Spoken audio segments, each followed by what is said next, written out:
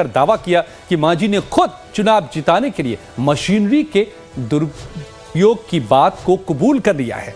RJD ने social media पर video post कर केंद्रीय मंत्री जीतन राम मांझी को आईना दिखा दिया है। आरजेडी का कहना है कि मांझी ने खुले मंच से माना है कि 2020 के चुनाव में टिकारी विधानसभा सीट पर 27 से वोटों से हारने के बावजूद उस वक्त के डीएम अभिषेक सिंह की मदद से चुनाव जीत गए थे। सुनिए जीतन राम मांझी ने आखिर क्या कहा था।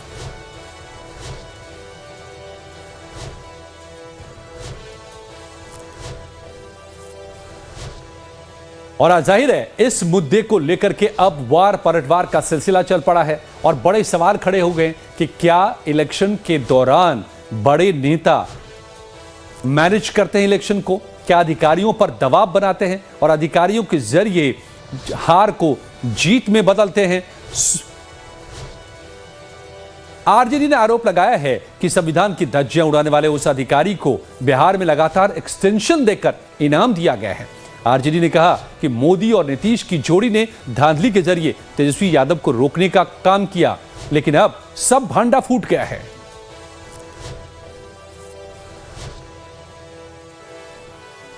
जीतन राम मांझी की स्वीकृति ये बताने के लिए काफी है कि चुनाव आयोग ने बिहार में इस बार चुनाव किस तरह से कराने का काम किया। एक तरफ महिलाओं को रिश्वत दे करके उनसे वोट हासिल किए गए, दूसरी ओर चुनाव आयोग को माध्यम बनाया गया और तीसरी ओर मशीनरी को माध्यम बना करके किस तरह का खेल खेला गया ये भी सामने आ गया।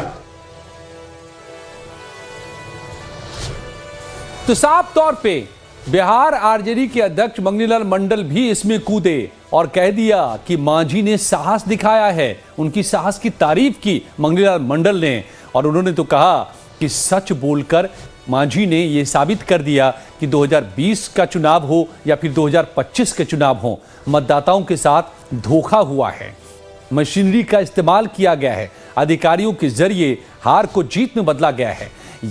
गौरतलब यह भी है कि लगातार विपक्ष आरोप लगाता रहा है, इसको लेकर के बड़े आंदोलन भी हुए हैं। विपक्ष सड़क से संसद तक इस सवाल को उठाता रहा है। बिहार चुनाव से पहले राहुल गांधी ने वोट अधिकार यात्रा भी निकाली थी। हालांकि ये तमाम आरोप अब तक विपक्ष के सीधे चुनाव आयोग पर थे, लेकिन अब मांझी के बयान से ये सवाल खड़ा हो गया है कि क्या मशीनरी का गलत इस्तेमाल करके चुनाव जीते जा रहे हैं?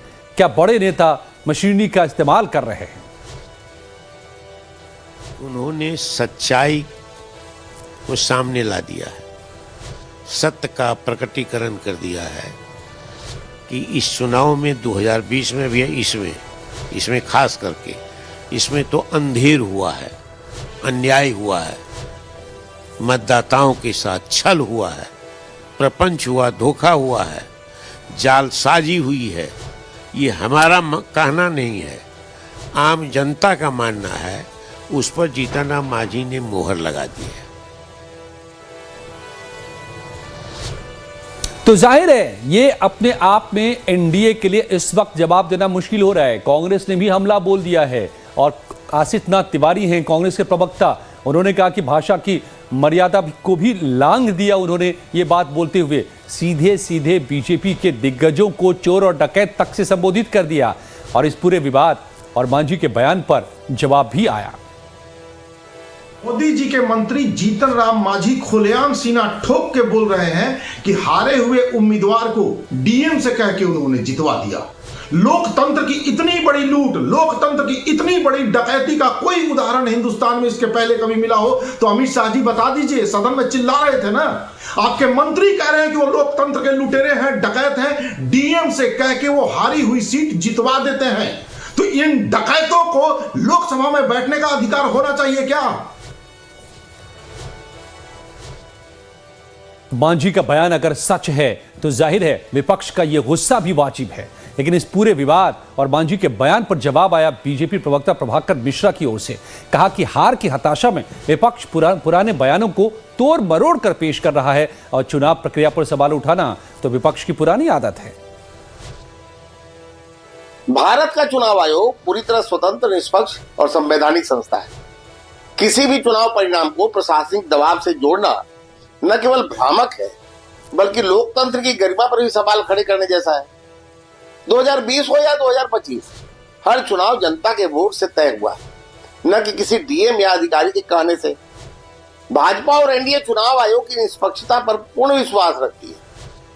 किसी भी नेता द्वारा दिया गया व्यक्तिगत बयान उनकी निजी राय हो सकती है, लेकिन उससे चुनाव आयोग की साख पर आंच नहीं आने दी जा सकती।